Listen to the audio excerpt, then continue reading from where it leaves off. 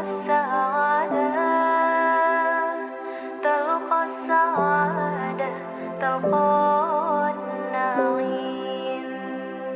الله كريم الله كريم.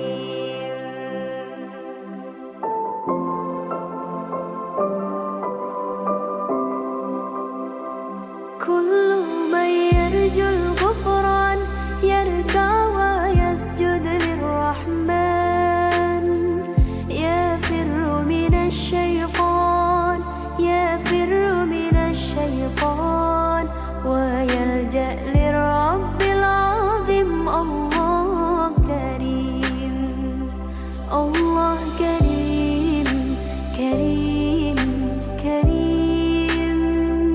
رحمن رحيم رحيم رحيم. قم للعبادة تلقى السعادة تلقى السعادة تلقى النعيم. الله كريم الله كريم.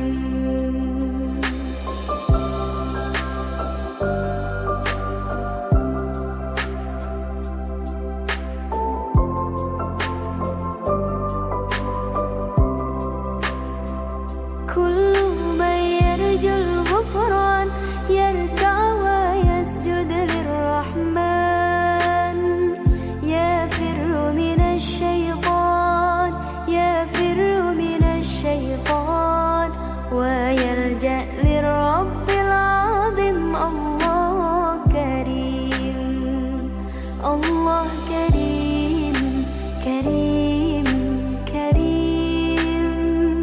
رحمن رحيم رحيم رحيم. قم للعبادة تلقى السعادة تلقى السعادة تلقى النعيم.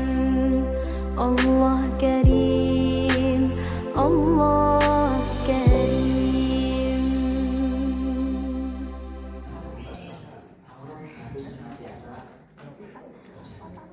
Kemudian yang kedua, memperlakukan jenazah itu harus dengan lemah lembut. Karena kalau tidak diedukasi gitu, saya itu pernah merawat jenazah dengan seorang anak yang bapaknya itu meninggal. Ketika merawat itu dengan kasar, kemudian mengatakan bapaknya itu sudah meninggal, itu disenangi. Nah itu yang kita edukasi, nggak boleh seperti itu pada jenazah yang sudah meninggal. Nah kalau di agama yang lain itu malah lebih marah. Ini sudah saya ceritakan kemarin di rumah sakit Fatimah di Masjid Fatimah. Jadi kita itu pernah melakukan perawatan jenazah dengan beberapa agama yang lain, terutama di COVID kemarin itu. Bahkan beberapa dari mereka itu yang bermata sipil itu mengatakan kami itu Pak lebih suka kalau jenazah kita itu dirawat oleh orang Muslim. Ketika kita tanyakan, mereka itu jawabnya simpel. Orang Muslim itu kalau memandikan jenazah itu bersih, bersih. Dan itu kalau mau membersihkan jenazah itu bersih. Maksudnya syariat kita itu memang menuntut kita untuk seperti itu. Di mereka itu ada jenazah non Muslim itu yang kalau mereka meninggal itu kan harus dipakaikan pakaian lengkap, memakai kaos kaki, memakai dalaman, memakai kemeja, memakai jas. Itu kalau kita nggak sabaran, itu memerlukan effort yang besar, memerlukan waktu yang lebih lama, dan kita itu mesti lebih capek dibandingkan dengan ngurusi jenazah Muslim atau Muslimah itu. Jangankan kalau yang memakaikan pakaian, jangankan yang responden gitu, yang longgar itu aja, untuk memakai kemeja sama jas itu susah loh.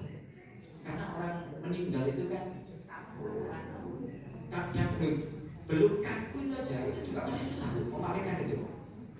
Gak mudah gitu, butuh effort. Sehingga kadang kalau kita nggak sabar, itu seperti dilakukan oleh mereka. Itu disampaikan oleh mereka secara langsung kepada kita di tim perawat jenazah waktu itu.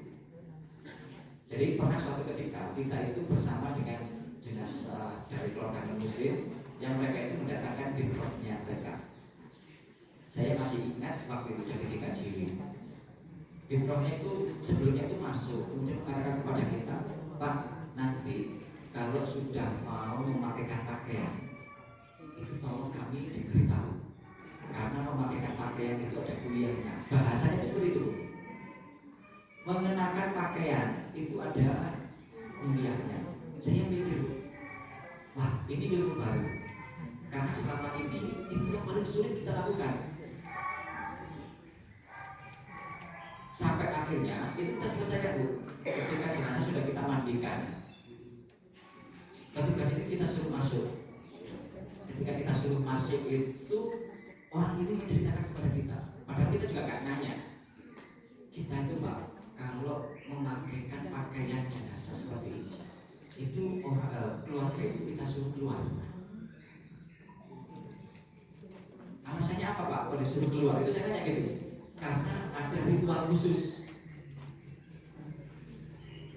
Padahal kata orang ini, kita itu kalau kesulitan memakaikan pakaian, kita itu nggak akan segan-segan untuk memaksa, bahkan untuk memaksakan sampai bunyi kat itu. Nah, itulah kenapa keluarga itu bisa keluar, karena mereka nggak takut kita enggak.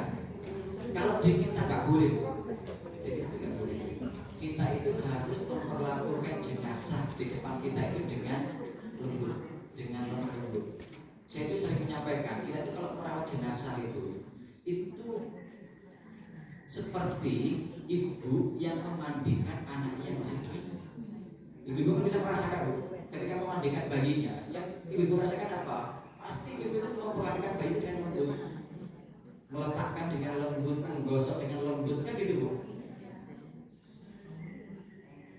Di mereka itu tidak ada yang seperti itu. Padahal memperlakukan jenazah itu paling enak itu melayani jenazah Bu. Paling enak itu melayani jenazah, karena jenazah itu bikin mabuk Bu. Iya Bu, 12 tahun saya bekerja di rumah sakit itu jenazah yang kita layani itu gak pernah ada yang mobil. Berarti terus di Facebook. Tetapi bukan berarti kemudian di dalam hal seperti itu kita bisa seenaknya, karena tuntunan syariat ini mengatur. Jadi tetap, makanya ada nilai, ada pahala yang sangat besar bagi mereka itu yang mau untuk merawat jenazah. Yang itu kadang tidak kita sadari. Bukan hanya untuk merawat kaum muslimin, untuk keluarga kita itu juga seharusnya. Kalau saya akan merasa sangat sayang sekali kalau di momen terakhir untuk orang-orang tercinta itu ditangani oleh orang lain. Apalagi itu jenazah orang tua kita, jenazah bapak saya yang memandikan, saya yang mensolatkan. Saya nggak akan memberikan kesempatan itu kepada orang lain, karena momen itu tidak akan terulang. Momen bagi seorang anak untuk memuliakan orang tuanya di saat yang terakhir itu tidak akan pernah terulang. Betapa sayang kalau kesempatan itu kita berikan kepada orang lain. Orang lain itu boleh untuk membantu, tetapi untuk hal-hal yang sangat vital seperti itu sayang kalau itu kita berikan kepada orang lain. Kalau ibu-ibu ya sebatas untuk merawat jenazah itu, kalau imam sholatnya nggak mungkin. Biasanya itu diserahkan kepada bapak-bapaknya. Tetapi kita bisa mulai menyampaikan ini kepada putra-putri kita. Saya itu terkesan dengan salah satu wali murid kemarin di MBS Klaten itu, di Muhammadiyah Boarding School itu, yang mengatakan saya itu mengkader anak saya untuk kuliah, untuk sekolah, untuk mondok di MBS ini. Itu tidak muluk-muluk, agar nanti kalau saya meninggal dia itu tahu tata cara merawat jenazah bapaknya. Gitu, tidak diserahkan kepada orang lain. Insya Allah sangat mudah, sangat mudah. Dan kita itu tidak perlu terlalu kaku, karena di dalam kitab-kitab induk yang khusus membahas tentang perawatan tadi pagi itu saya masih sempat membuka kitab Bidayatul Mustahil. Di sana itu terkait dengan perawatan jenazah itu banyak sekali khilafiyah. Kalau kita membaca semua itu, kita tidak akan mudah untuk menyalahkan orang yang berbeda dengan kita. Itu yang perlu kita tekankan. Mudah dan banyak sekali pendapat yang membahas terkait dengan perawatan jenazah. Banyak sekali khilafiyah yang perbedaan pendapat itu, Bu. Itu akan menjadi rahmat bagi kita kalau kita dipaham. Karena ada pendapat-pendapat yang sifatnya itu ideal, sangat ideal, tetapi bisa jadi tidak bisa kita lakukan di tempat kita. Sehingga kita harus mencari referensi yang lain. Maka perbedaan itu menjadi rahmat. Contoh yang sering kita ambil ya. Ada pendapat yang mengatakan persentuhan laki-laki dan perempuan itu membatalkan itu. Tetapi di momen-momen tertentu kita tidak bisa bergantung pada pendapat ini. Ketika Allah misalnya itu, itulah yang dimaksud dengan perbedaan itu rahmat. Jadi kita tidak perlu menyalahkan dan tidak perlu kaku-kakuan terkait dengan permasalahan seperti itu. Tapi kita harus memahami keseluruhan. Insya Allah kalau dengan banyak kajian itu kita akan mudah. Kita mulai masuk terkait dengan materi. Tadi itu ya materi Bu, pengantar dari meja.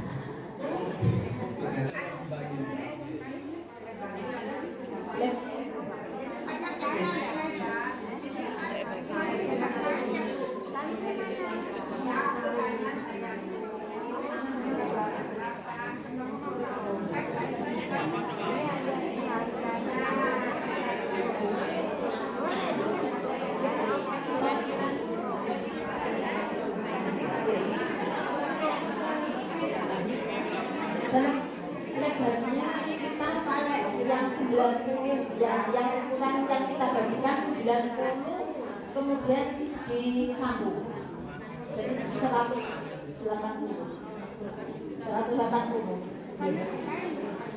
Iya kan 90 kan kainnya, kemudian kita sambung. Berapa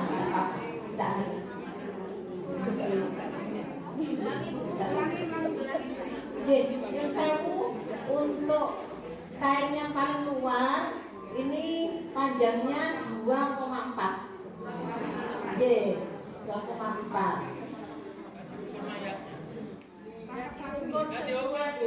Dalam sudah diukur. Sampun diukur itu. Setiap tingginya cuma dasarnya kita berdasarkan ada yang biasa, ada yang pakaian. Kain yang sudah kita bagikan itu bisa diukur. Itu kalinya dari mana?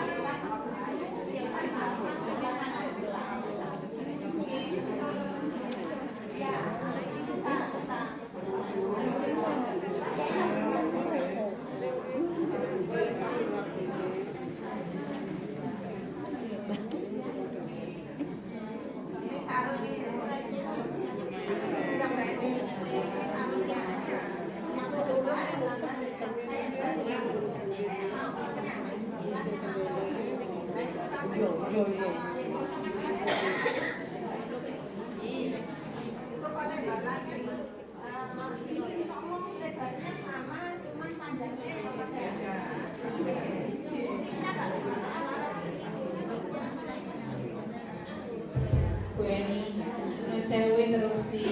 Ini yang punyanya ibu-ibu itu kayaknya yang masih gelondongan, Bu. Apa kita pakai salah satu?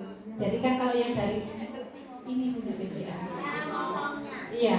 Jadi yang ini kan sudah siap pakai, Bu. Jadi yang ibu-ibu kan masih lembaran panjang. Cara motongnya dan lain-lain, Bu. Oh kan jadi nanti potongnya setelah ini ya Bu ya, karena punya ibu-ibu itu masih lembaran. Kalau ini kan sudah dipotong yang dari PDA, lebarnya juga tidak sama ya. Monggo dilanjut Bu, ini matur nuwun.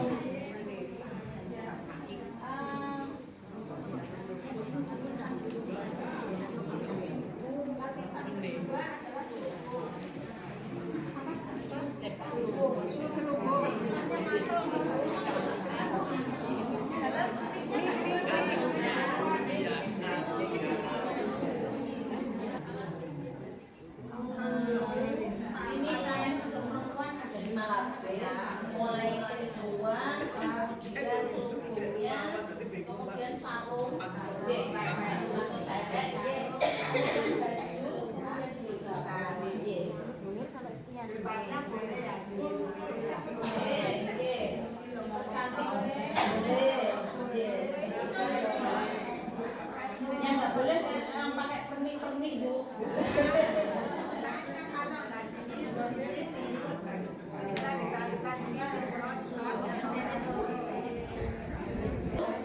Kita taburi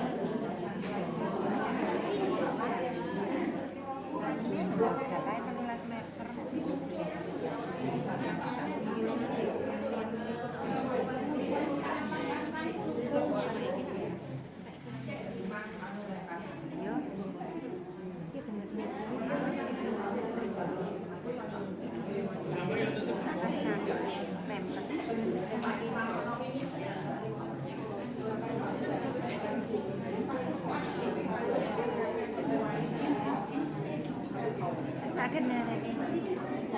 Mohon maaf ini tidak saya tusuk juga. Tapi yang ini ditutup kok. Iya. Bukan ditutup yang lapis luar. Sama.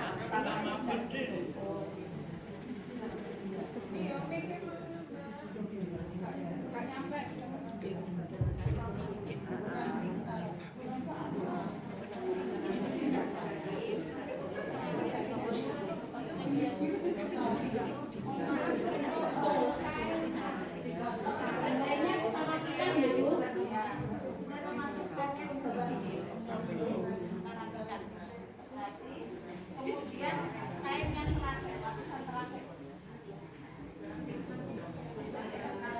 Ya. Keturang tenan. Boleh lemu cukup. Cukup wis ukurane.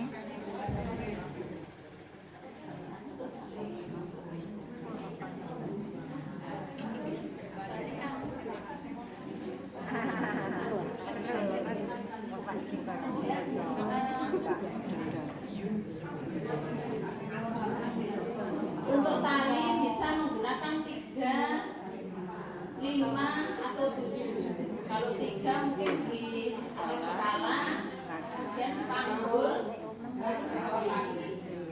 Tapi kalau 5 oleh kepala, dada, panggul, lutut, sama kaki. Bawah kaki.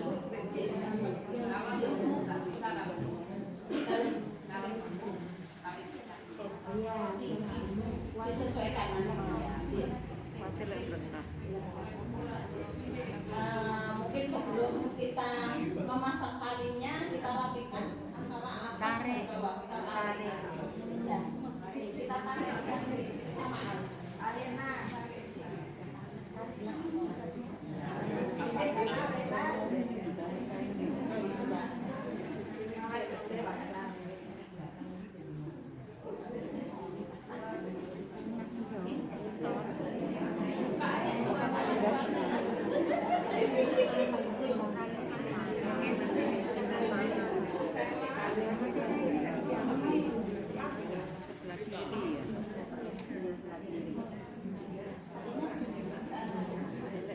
Itu lebarnya juga beda Bu. Yang dari PDA ini kayaknya 1,5 meter.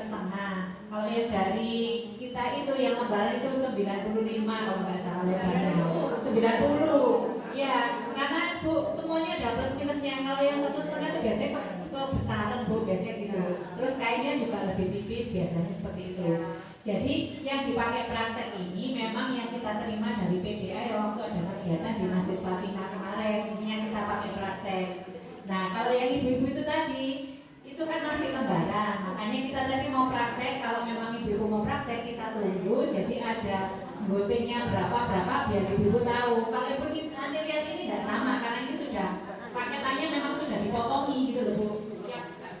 Siap jadi, siap dipakai. Kalau yang punya ibu-ibu itu masih lembaran, jadi kalau ibu-ibu mau belajar, monggo nanti kita dampingi dari tim RSI, motongnya berapa, menyesuaikannya berapa, nanti bisa kita dampingi. Nanti ibu ada pertanyaan lagi, mau ada lagi?